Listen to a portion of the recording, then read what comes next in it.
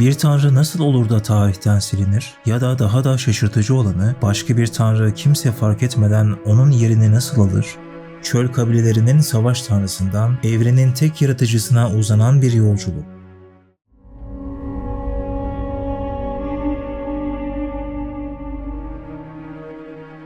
Kenanlılar gibi İsrailler de Tanrı El'i çok iyi tanıyorlardı. Onun adı El Kalıcıdır, hüküm sürer anlamına gelen İsrail isminin içine kazınmıştı. Erken dönem İncil metinlerinde Tanrı El, El Elyon, yüceler yücesi ve El Shaddai, her şeye güç yeten gibi unvanlarla anılıyordu. Ancak zamanla Yahve'in önemi arttı ve Tanrı El hafızalardan silinmese de yavaş yavaş metinlerden kaybolmaya başladı. Bugün İsrail Tanrısı olarak tek bildiğimiz isim Yahve. En eski metinlerde Yahve aslında tek başına yüce Tanrı değildi. O, Tanrı El'in yönettiği ilahi mecliste diğer tanrıların arasında oturuyordu. Eski Ahit Tesniye 32:8'de bize bu tabloyu gösterir. Tanrı El, o zamanki ulusları Tanrı'nın oğulları arasında bölüştürür. İşte o sırada Yahve, İsrail'e bakıcı olarak atanır. Yani o asıl yaratıcı değildi. Fakat zamanla her şey değişti. Yahve, Tanrı El'in eski unvanlarını almaya başladı. İnsanlar artık ona en yüce ve sonsuz diyordu. Ayetler yeniden yazıldı ve hiç kimse fark etmeden referanslar değişti. Bir noktadan sonra Tanrı El ile Yahve ayırt edilemez hale geldi.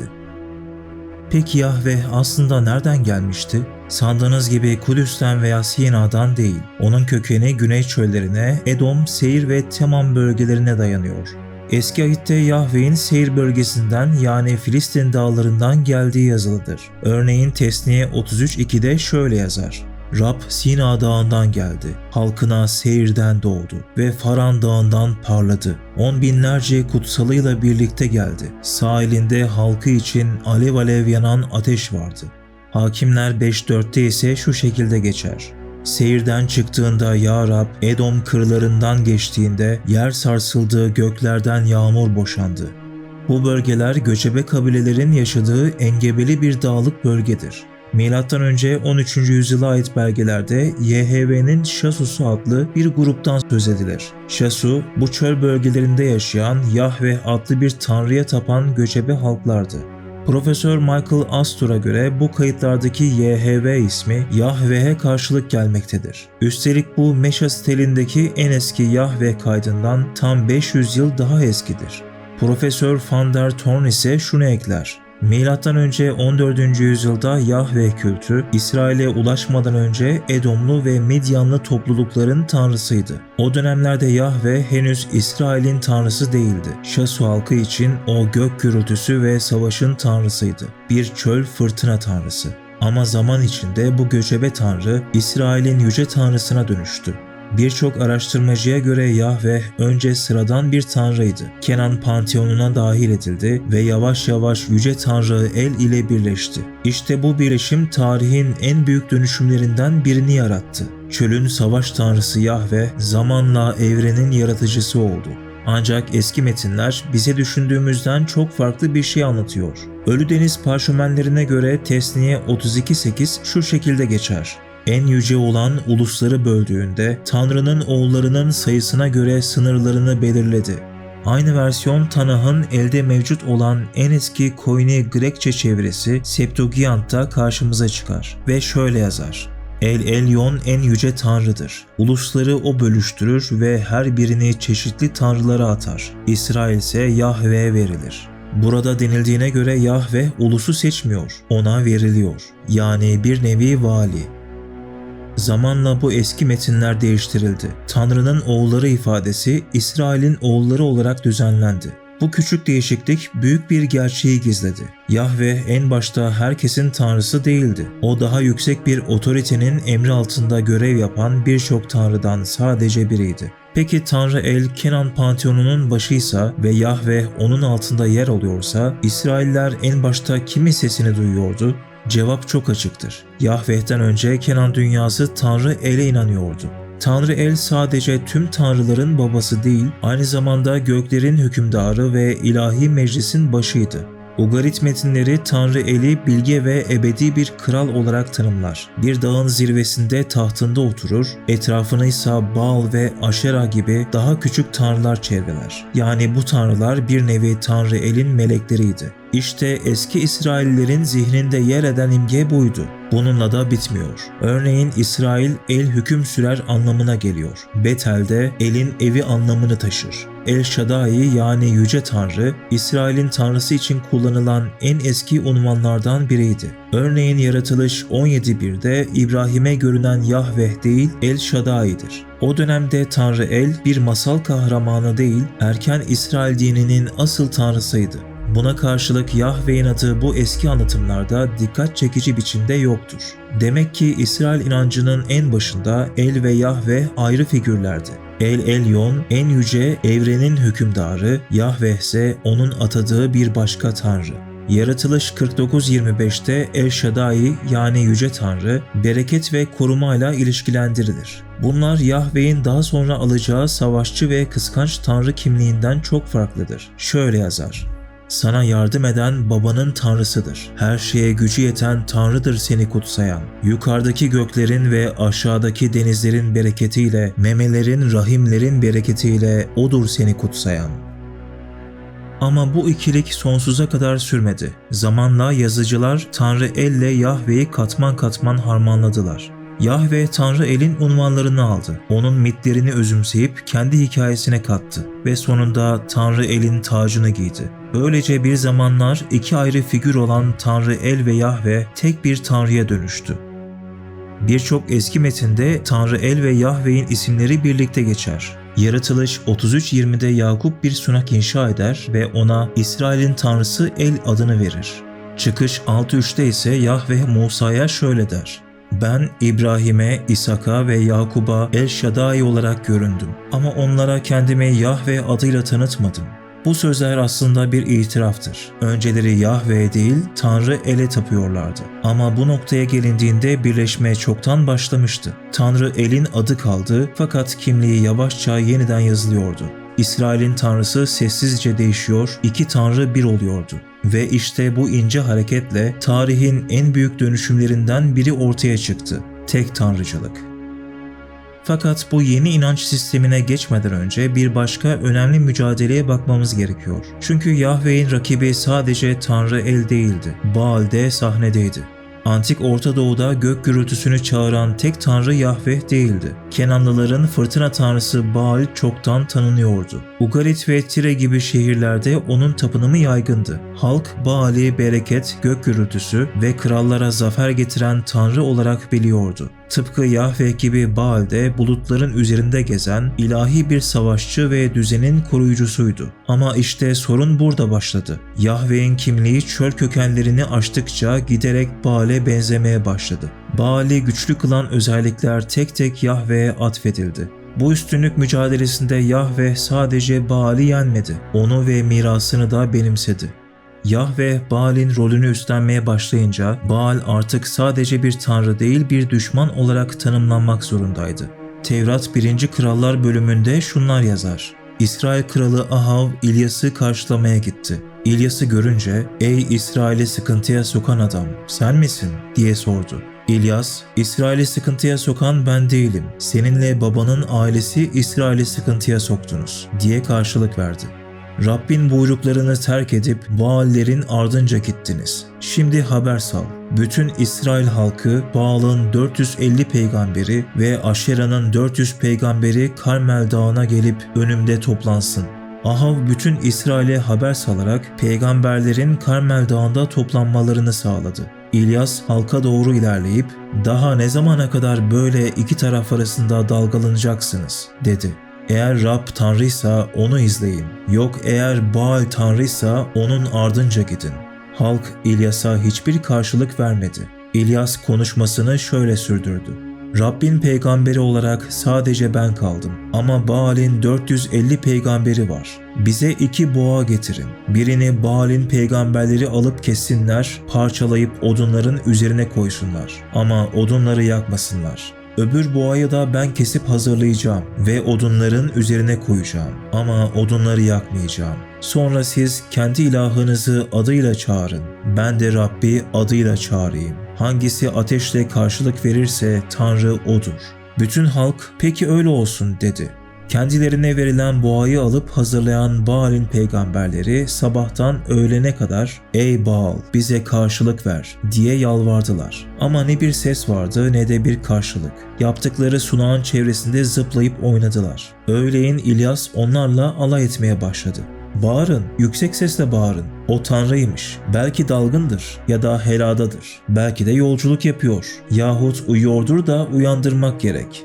Böylece yüksek sesle bağırdılar. Adetleri uyarınca kılıç ve mızraklarla kanlarını akıtıncaya dek bedenlerini yaraladılar. Öğlenden akşam sunusu saatine kadar kıvrandılar. Ama hala ne bir ses ne de bir karşılık vardı. O zaman İlyas bütün halka "Bana yaklaşın" dedi. Herkes onun çevresinde toplandı. İlyas, Rabbin yıkılan sunağını onarmaya başladı. Sunağın üzerine odunları dizdi. Boğayı parça parça kesip odunların üzerine yerleştirdi. Akşam sunusu saatinde Peygamber İlyas sunağa yaklaşıp şöyle dua etti. "Ey İbrahim'in, İshak'ın ve İsrail'in Tanrısı olan Rab! Bugün bilinsin ki sen İsrail'in Tanrısısın. Ben de senin kulunum ve bütün bunları senin buyruklarınla yaptım. Ya Rab, bana yanıt ver. Yanıt ver ki bu halk senin Tanrı olduğunu anlasın. Onların yine sana dönmelerini sağla." O anda gökten Rabbin ateşi düştü. Düşen ateş yakmalık sunuyu, odunları, taşları ve toprağı yakıp hendekteki suyu kuruttu. Halk olanları görünce yüzüstü yere kapandı. "Rab Tanrıdır, Rab Tanrıdır" dediler. İlyas, "Baal'in peygamberlerini yakalayın, hiçbirini kaçırmayın" diye onlara buyruk verdi. Peygamberler yakalandı. İlyas onları Kişon Vadisi'ne götürüp orada öldürdü. Ama bu sadece bir hikaye değildi. Bu tarihin en açık teolojik silme girişimlerinden biriydi. Ayrıca Baal'in ünvanları da Yahve'ye aktarılmıştı. Erken dönem İsrail ilahisi olan 29. mezmur, Ugarit'teki Baal ilahilerini neredeyse satır satır yansıtır. Fakat bu kez fırtınayı getiren Baal değil Yahve'dir. Hatta Yahve'nin kaotik deniz üzerindeki hakimiyeti bile Baal'in deniz tanrısı düşmanı Yam'a karşı kazandığı zaferi hatırlatır. Artık iki fırtına tanrısına yer yoktu. Yahve Baal'in tacını takıyor ama onun adını lanetliyordu. Böylece Baal üstünlük savaşını kaybetti. Fakat mücadele yalnızca Baal'le bitmiyordu. Daha derin bir mesele vardı. Yahve'nin gerçekten tek başına olup olmadığı. Çünkü eski metinler onun Tanrı elden devraldığı bir ortağa sahip olabileceğini gösteriyor. Modern İncil'lerde Yahve tektir, evli değildir, rakibi yoktur ve yalnızdır. Ancak arkeolojik kayıtlar çok daha karmaşık bir hikaye anlatıyor. 1975 yılında Sina Çölü'nde Kuntillet Ajrut adlı ücra bir bölgede arkeologlar M.Ö. 8. yüzyıla tarihlenen yazıtlar buldular. Bu yazıtlardan birinde şu cümleler yer alıyordu. "Samarya'nın Yahve'yi ve onun Aşerağı seni kutsasın." Kimdi bu Aşera? Bu sadece bir tesadüf değildi. Çünkü başka bir yazıtta da aynı ifade yer alıyordu. Bu da Yahve ile birlikte tapınılan bir başka ilaha işaret ediyordu. Aşera, Kenan inancında tanrıların annesi olarak bilinir. Bereket, doğurganlık ve yaşamın simgesiydi. Ayrıca Tanrı El'in ilahi eşi olarak kabul edilirdi. Şimdi düşünün, Yahve Tanrı El'in kimliğini devraldıysa onun eşi Aşera da bu yeni inançta yerini almış olabilir miydi? Neden olmasın? Erken dönem İsrailli yerleşimlerde bulunan yazıtlar Aşera'ya duyulan saygının yerleşik bir ibadet olduğunu gösteriyor. Bir zamanlar Yahve yalnız değildi, yanında Aşera vardı. Peki Aşera'ya ne oldu? Aşera'nın başına gelen şuydu. Yahudi rahipler giderek Yahve'ye özel ibadete yöneldikçe Aşera susturuldu. Bu susturma M.Ö. 7. yüzyılda Kral Yoşiya'nın reformları sırasında doruğa ulaştı. Onun emriyle Aşera'ya adanmış tahta direkler kesildi, sunaklar yıkıldı. Halkın gözünde o, Yahve'nin kutsallığını tehdit eden Kenanlı bir gölgeye dönüştü. Ama yine de onun izleri tamamen kaybolmadı. Dilin kendisi geçmişi saklıyordu. Çünkü İbranice'de kutsal ağaç ya da direk anlamına gelen kelime hala Aşera olarak kullanılıyordu. Bu onun bir zamanlar ne kadar önemli olduğunu gösteriyordu. Ama şimdi başka bir soru daha ortaya çıkıyor. Kral Yoşiya bunu nasıl başardı?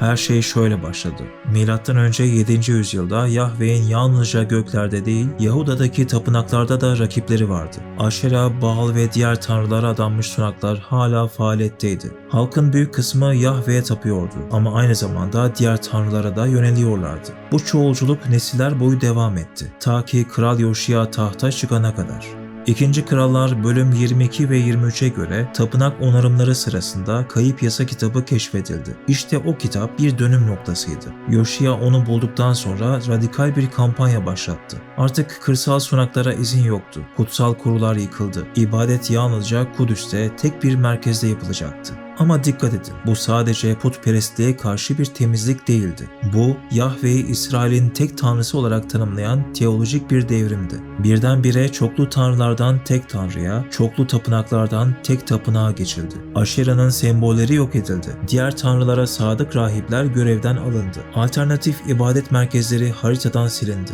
Daha önce hoş görülen uygulamalar sapkınlık olarak damgalandı. Arkeolojik kayıtlar da bunu doğruluyor. Ani yıkımlar, yakılmış putlar, yeniden düzenlenmiş tapınaklar. Bütün bunlar Yahve'nin doğal bir şekilde değil, yukarıdan aşağıya uygulanan zorlayıcı reformlarla tek hale geldiğini gösteriyor.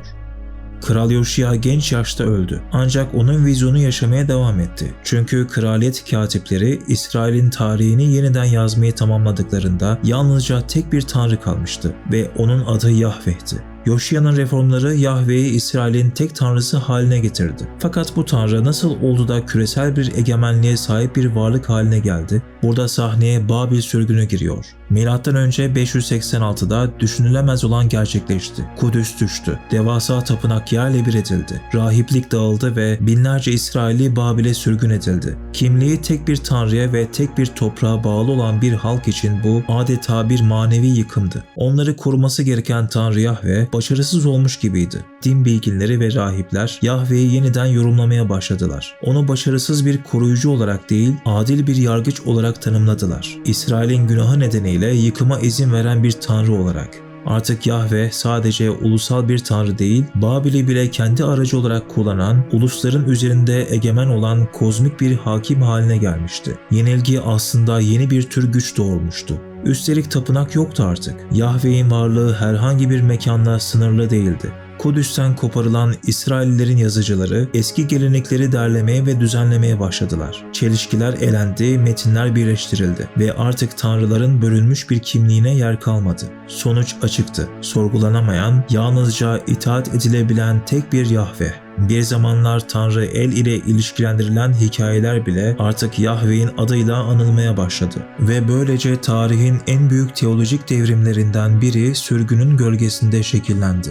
Vaatler, kehanetler, cezalar hepsi Yahvet'e toplandı. Dahası yabancı tanrılar bile güçsüz, etkisiz figürler olarak yeniden tanımlandı. Yeşaya 45'te şu sözler yer alır. Ben Yahve'yim, başka tanrı yoktur. Bu ifade rakiplere yer bırakmayan mutlak bir otorite ilanıdır. Sürgünde bir zamanlar birçok tanrıya tapan insanlar artık geleceklerini tek bir tanrı ile yeniden yazdılar. Babil sürgünü yalnızca bir ulusu değil, onların tanrı anlayışını da kökten dönüştürdü. Sürgünden önce Yahve yalnızca İsrail'in tanrısıydı. Sürgünden sonra ise her şeyin tanrısı oldu. Yahve artık şöyle diyordu: benden önce hiçbir tanrı yaratılmadı, benden sonra da olmayacak.